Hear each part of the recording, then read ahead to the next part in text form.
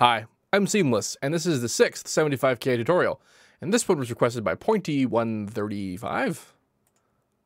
130, just 130. And this was a feed me sound. It was the chords in his song Lonely Mountain. I think. It's the going theory, and this is what I've got.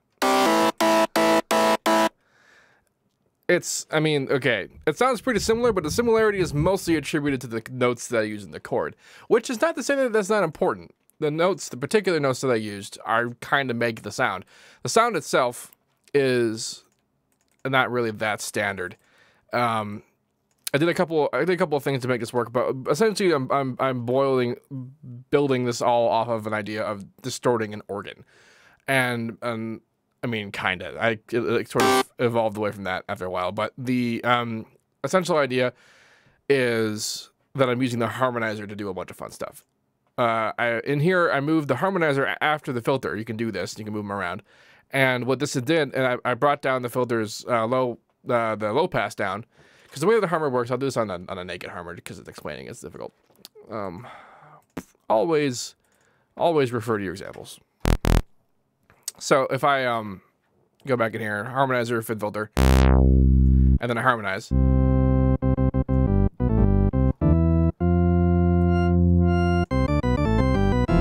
That happens.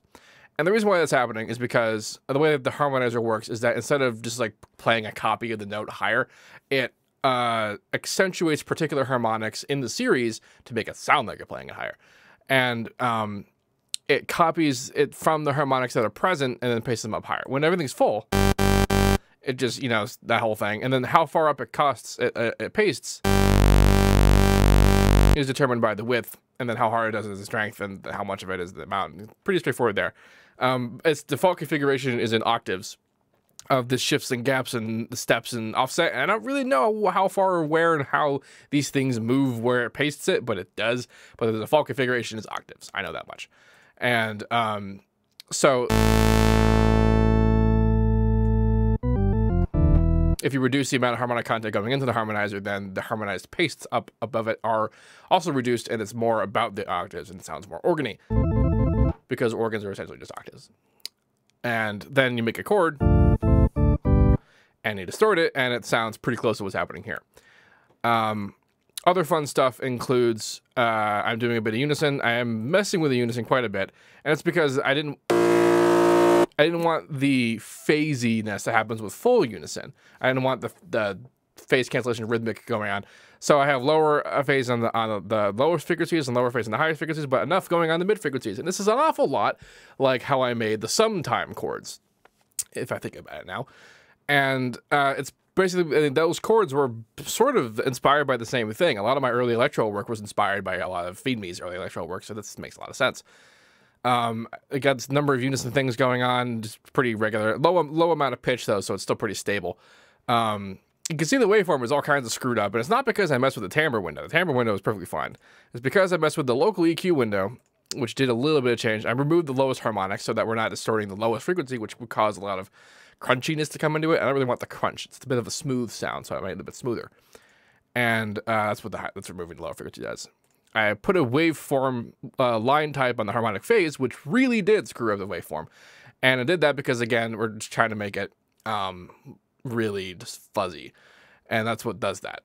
And then I also used harmonic phase randomness, which just adds more to that, more and more and more and more and more to that.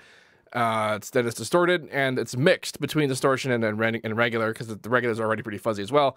And then in the B side, I'm sort of forcing a noise to come out of it, but it's not really white noise.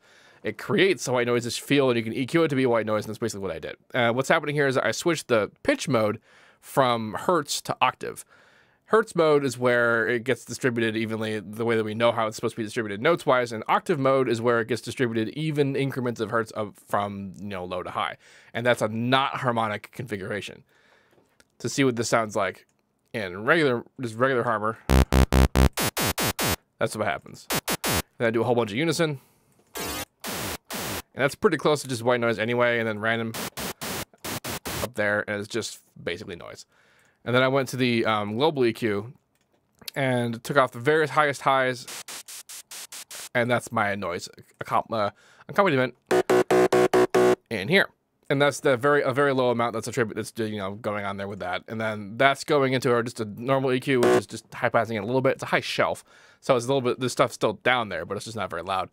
And then the higher frequencies are being cut off here and being distorted very sharply to increase even more of the sharp fuzziness. Speaking of sharpness, one of the things I did in the Harmor is in the Advanced tab, the envelope granularity, which is this guy, is all the way down, and the ramping is all the way down.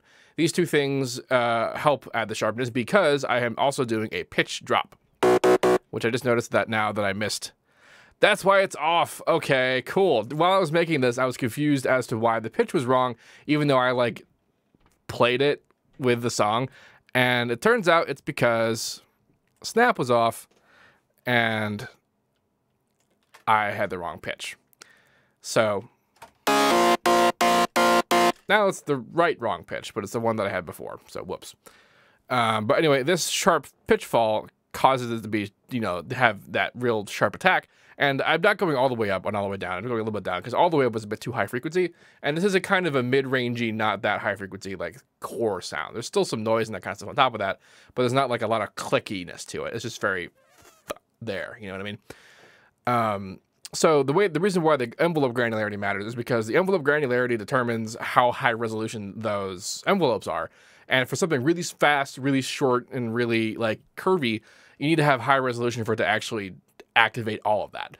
And that's why, to have, the actual movement go on there. Otherwise it'll sound a bit weird. It might still sound good, but it won't be what I want, which is what I got. So that's why I did that. I believe that's everything that's happening in here. I did compress it. The pretty regular compression going on here, mostly limiting, just brick walling it and using the stereo separation to sort of spread it. More on the mids because I felt like it. But the key to what's happening here is that all the time variables are very low, and anything to do with attack and delay is just off. So that when the sharp transient occurs, it's sharp as it's ever going to be. And that's sort of a good plan there. Now, the notes I'm playing actually matter quite a bit because the chords that are being played in the song are, C and then A chords, just, fifths. But there's a fourth below the fundamental, which is just kooky. And there's also, like, a lot about this tone in the actual song has to do with the bass frequencies and the way that it's interacting with the main thing. And so that's a mixed thing that you got to keep track of. But why this is cool, it's interesting because the way that the person asked about this sound, it said that he asked for the cool guitar-ish sound, and it's kind of guitar-y. And this is actually taking advantage of a cool thing you can do with a guitar when you play a different kind of power chord. Regular power chords are 1-5-1, and either standard or drop tuning is still just 1-5-1.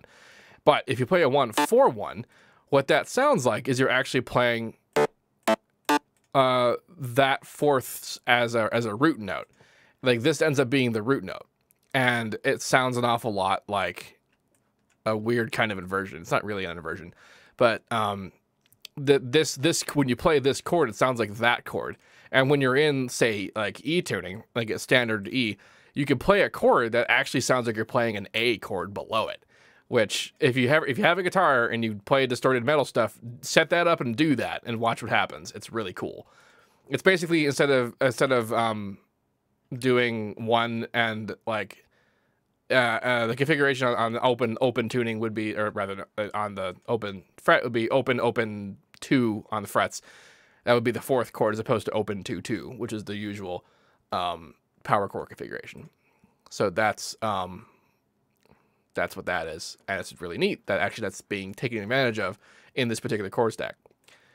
I also turned down the root note a bit because the lower the frequency that are added into the thing adds a bit more crunch in a way that I don't want. So if you ever watch the tutorials about what I call the dubstep bass, which is just the 2 sine waves and distortion, if you reduce how much it sounds like the lower frequency by just turning down the lower frequency. So that makes a lot of sense. So I turned that down so that it's not as prevalent as the higher frequencies. Which, I mean, they're really close together anyway, so it's not that big a deal. Anyway, that's about what I got. I'll put up this patcher patch to download. If you would like to make a request, please do so in the Reddit thread. Any requests made anywhere else will be ignored. If you have any questions about this, please let me know. Don't forget to like, comment, subscribe, and all that good stuff. And as usual, have a nice day.